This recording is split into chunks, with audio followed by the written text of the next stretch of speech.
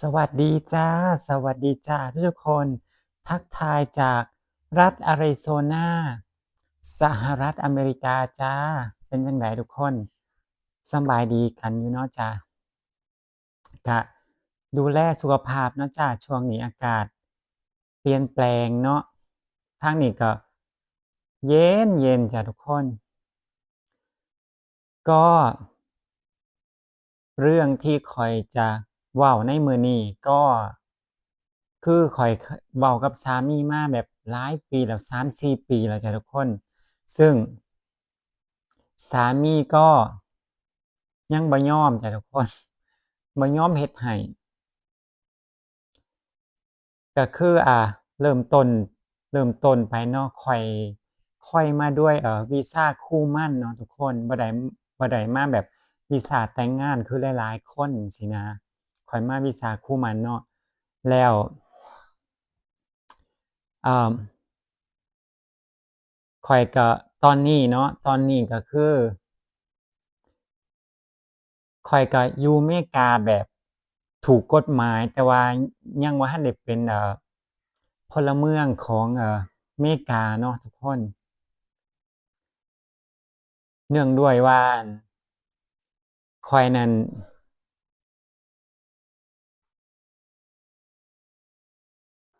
บอกสามีแบบหลายรอบแล้วทุกคนจนผ่านมา3-4ปีแล้วคือนางบ่ยอมเฮ็ดให้มันถูกต้องจั่งซี้นะ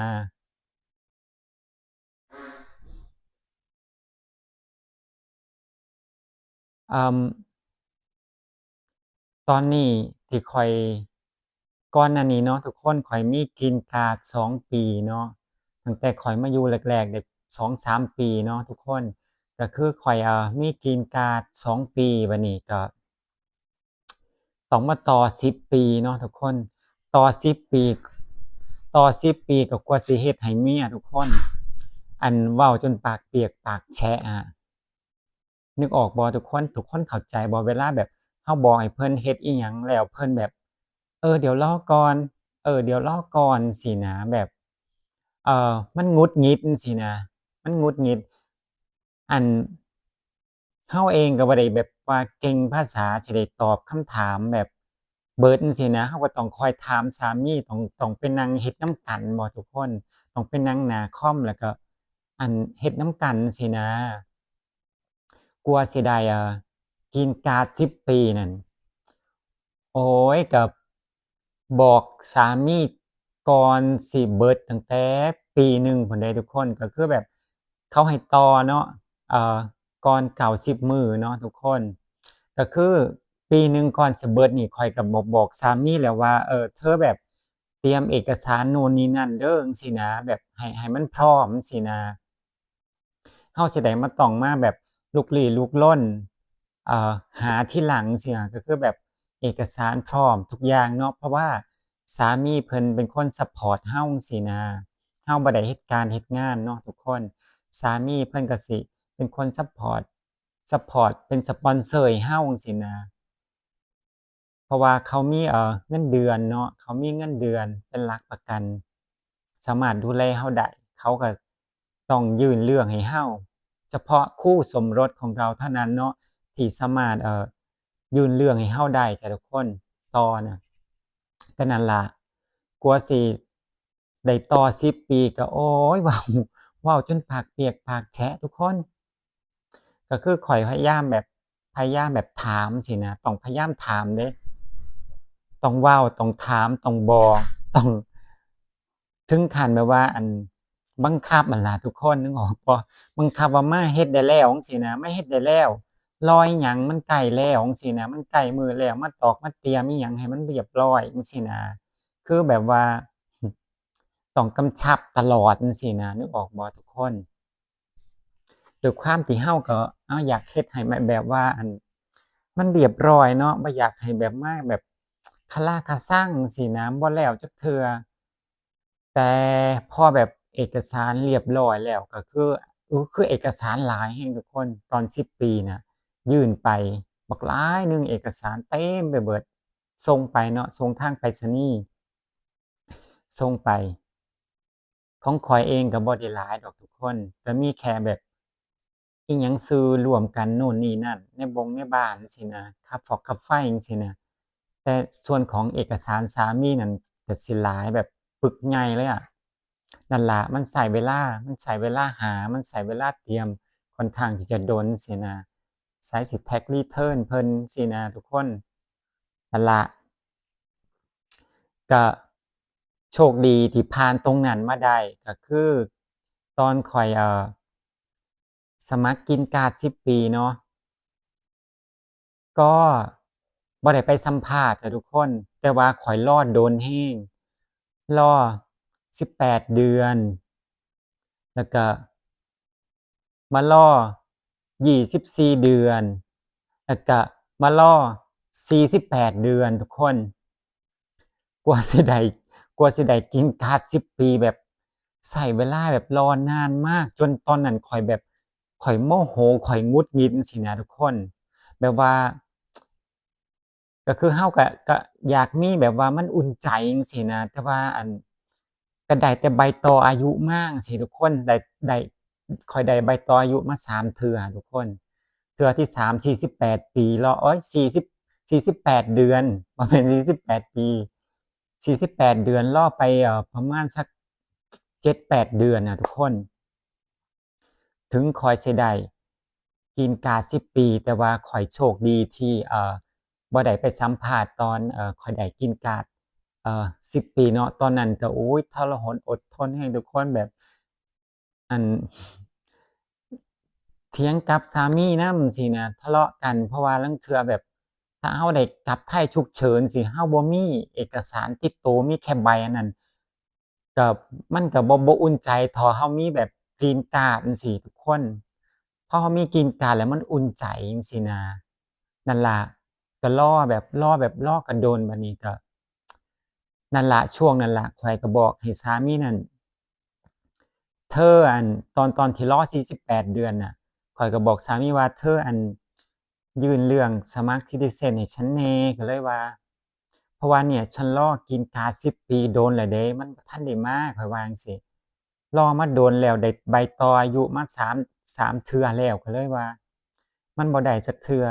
สามีก็บอกว่าเออใจเย็นๆรอก่อนซี้นะคนแม่นอยู่เพิ่นใจเย็นแต่เรานั่นลุกเป็นไฟแล้วจั่งซี้นะแบบ ไฟมันลนดากแล้วนะมันอยู่แบบซื่อๆบ่เป็นเพราะว่ามันบ่ได้มีเอกสารการันตีเราอยู่จั่งซี้นะมีแค่ใบต่ออายุมันก็ช่วยได้ส่วนหนึ่งแต่ถ้าเราได้กรีนการ์ดมามันก็สิอุ่นใจแม่นบ่มันก็สิรู้สึกว่าปลอดภัยขึ้นจั่งซี้นะ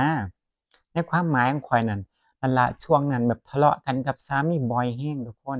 เกี่ยวกับเฮ็ดนี่ล่ะ จนมาเท่าทุกมื้อนี้เด้อทุกคน4ปีแล้วจ้าข้อยยังบ่ทันได้เป็นบ่ทันได้เป็นพลเมืองอเมริกาหรือว่าบ่ทันได้เป็นcitizen จั่งซี้นะทุกคนข้อยมาอยู่อเมริกา7ปีแล้วทุกคนบางคนเนี่ยเขาสมัครเป็นได้สัญชาติเรียบร้อยแล้วแต่ข้อยเนี่ยยังถือกรีนการ์ด10ปีอยู่แล้วกรีนการ์ด10ปีข้อยสิเบิดปี2533เนาะปีนี้ปี2025เนาะก็อีกหลายปีเติบอยู่กว่ามันสิเบิดจั่งซี้นะ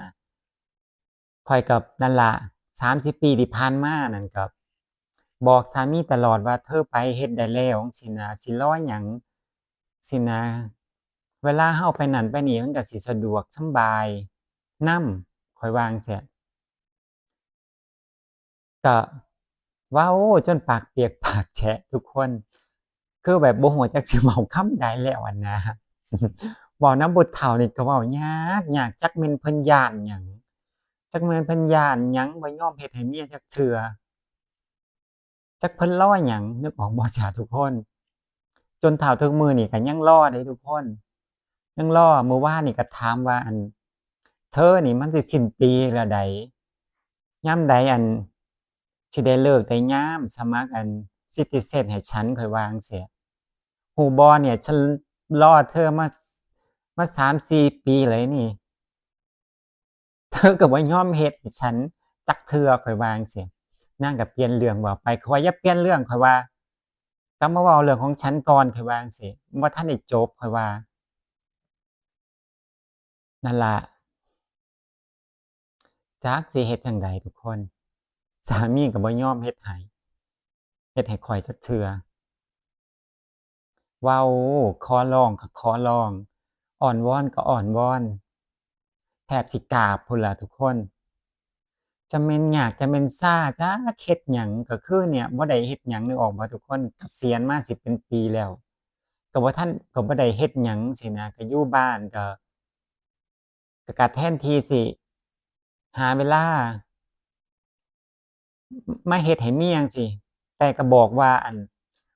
ใจเย็นๆเดี๋ยวก่อนเดี๋ยวฉันก็เฮ็ดให้ใจเย็นๆบ่ต้องใจร้อนจั่งซี้นะอันหลายๆคนที่เพิ่นมาหลังข้อยจั่งซี้เพิ่นได้สัญชงสัญชาติกันเรียบร้อยเบิดแล้วข้อยมาตั้งแต่ดนจน7ปีเนี่ยปีหน้าก็8ปีแล้วอันบ่ทันได้เป็นพลเมืองอยู่ทุกคนก็คือเฮามาอยู่เฮาก็อยากมาอยู่ให้มันแบบว่าถูกต้องตามกฎหมายเขาเนาะเดินไปตามสเต็ปที่เขาวางไว้ให้จั่งซี้นะขั้นตอนของข้อยสุดท้ายแล้วล่ะก็คือนี่ล่ะสมัครขอสัญชาติเนาะ แต่ว่ามันก็มาติดอยู่หม้องสามีนี่แหละทุกคนบ่ยอมเฮ็ดให้เมียจักเทื่อจักแม่นย้านหยังเงินก็มีเดะทุกคนเงินค่าสมัครน่ะก็มีแต่ว่า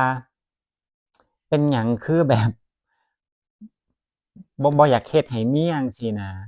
ข้อยก็ถามว่าเป็นหยังเธอคือบ่อยากเฮ็ดให้ฉันจั่งซี้นะก็บ่ตอบเดะทุกคนก็บ่ตอบ ก็เปลี่ยนเรื่องเว้าเรื่องนั้นเรื่องนี้จั่งซี้ทุกคนข้อยบ่ฮู้ดอกว่าเพิ่นย้านอิหยังหรือว่าย้านข้อยถิ้มหรือว่าจั่งใดข้อยได้สัญชาติแล้วย้านข้อยถิ้มบ่จั่งซี้นะ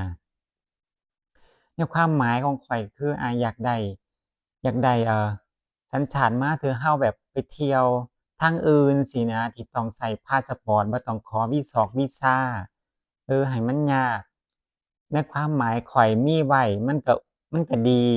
แม่นบ่ทุกคน บ่แม่นว่ามาเฮ็ดฉุกละหุกทีหลังสินะมีไว้แล้วมันอุ่นใจเราสามารถสิเดินทางออกนอกประเทศไปไสก็ได้จังซี้มันก็ง่ายแม่นบ่ทุกคนบ่ต้องมาคอยขอวีซาให้มันยากจังซี้นะ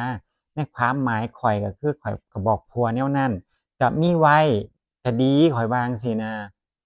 ก็ยามใดล่ะเธอสิเฮ็ดให้ฉันข้อยว่า ก็พูดล่ะทุกคนเว้าแบบชักแม่น้ำทั้ง5ทั้ง8ทั้ง100ล่ะทุกคนมาเว้าแต่ว่าก็คือเก่า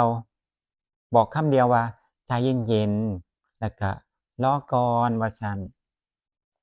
คำว่ารักคำว่ารอก่อนของเพิ่นนี่ข้อยรอมา4ปีแล้ว3-4ปีแล้วทุกคน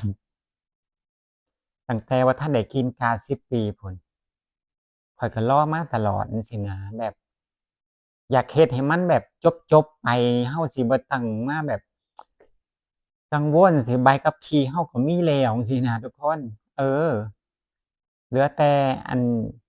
อย่างเดียวนี่ล่ะก็คือขอสัญชาติที่สามียังบ่ยอมเฮ็ดให้นั่นเองทุกคนจักสิจักสิจั่งใดเขาว่าข้อยก็เลยบอกว่าปีหน้าเฮ็ดให้มันแล้วเด้อเขาว่าจั่งซี้ ฉันรอเธอมาโดนแล้วเดะเขาว่าจั่งซี้ฉันรอเธอมานานแล้วนะข้อยว่าเว้าเป็นภาษาอังกฤษอะนะนั่นล่ะทุกคนเดี๋ยวสิมาเว้าสู่ฟังอีกเนาะ